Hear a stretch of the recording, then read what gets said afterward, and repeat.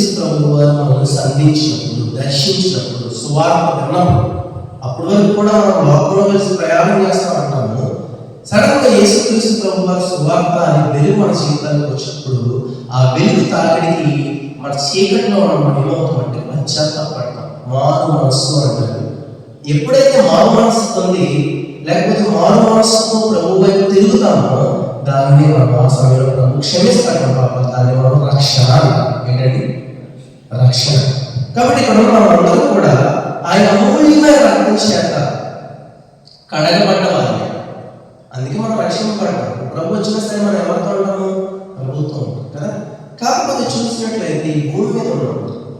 ఏ విధంగా ఎంత బాగుగా శుభ్రం చేసుకుని, కాళ్ళు ఎంత బాగుగా శుభ్రం చేసుకుని బయటకు వెళ్ళినా సరే మనకు బురద, మట్టి అంటకుండా ఉంటాయా? అంటుతుంది. అదేవిధంగా క్రైస్తవ ప్రయాణంలో కూడా మనం రక్షింపబడ్డామన్న మాట వాస్తవమే. ప్రభు మనల్ని ఆయన సొత్తుగా చేసుకున్నాడు. మనం క్రైస్తవులు, దేవుని బిడ్డలే అయినప్పటికీ ఈ ప్రయాణంలో సాగుతూ ఉన్నప్పుడు మన కాళ్ళకు కూడా ఏమనుకుంటుంది? మట్టి అనుకుంటుంది, బురద అనుకుంటుంది. ఈ లోక సంబంధమైన బురద, ఈ లోక సంబంధమైన మట్టి అనుకుంటూ ఉంటాం. సంవత్సర ప్రారంభంలో మనం అనుకుంటాము, ఏమని? ప్రభు ఈ సంవత్సరం నీ కోసము బ్రతుకుతాము, ఎలా నీ కోసం బ్రతుకుతాము. కానీ రోజు గడిచిపోయే కొద్దీ మన జీవితంలో ఉన్న సమస్యలు బట్టైనా, మన జీవితంలో ఉన్న కష్టాలు బట్టైనా సరే కొన్ని విషయాలు దేవునికి నచ్చని పనులు చేస్తూ ముందుకు వచ్చేస్తూ ఉంటాం. అవునండి. సంవత్సరం ప్రారంభంలో ఎంతో ఆనందంగా సంవత్సరాన్ని ప్రారంభిస్తాము. చివరికి వచ్చేసేటప్పటికి అనేక నిట్టూర్పులు వచ్చేస్తాం, అనేక బాధలు వస్తూ ఉంటాయి, అనేక సార్లు నిరుత్సాహపడిపోతూ ఉంటాం. అని ఇక్కడ చూస్తే దావీదు అనే ఒక భక్తుడు ఉన్నాడు కదా. ఈ కీర్తన రాస్తారండి దావీదు.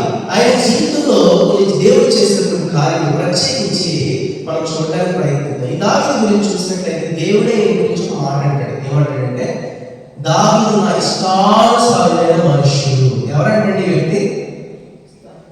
ఇంకా చెప్పాలంటే దావీదు దేవుని హృదయానుసారుడు. అంటే నా హృదయంలో ఏముందో మీకు ఎవరికైనా తెలుసా? తెలియదు. కానీ ఈ దావీదు ఏం చేసేవాడంటే దేవుని హృదయంలో ఏముందో అదే చేసే వ్యక్తి. అలాంటి చేసిన వ్యక్తి ఏమంటాడు ఇక్కడ? నా అతిక్రమం నాకు తెలిసేయమని నా పాపం ఎల్లప్పుడూ నా ఎదుట ఉన్నది. ఏంటి ఏం చేసిన పాపం? దేవుడేమో చూస్తే నా హృదయానుసారుడు అంటా ఉన్నాడు, దేవుడు చూస్తే నా ఇష్టానుసారుడు అయిన మనిషిగా అంటా ఉన్నాడు. కానీ దాన్ని చూస్తే నా అతిక్రమం అంటే నేను పాపంలో ఉన్నాను, నా పాపం నా ముందే వెళ్తా ఉంది. 2వ వచనంలో చూడండి.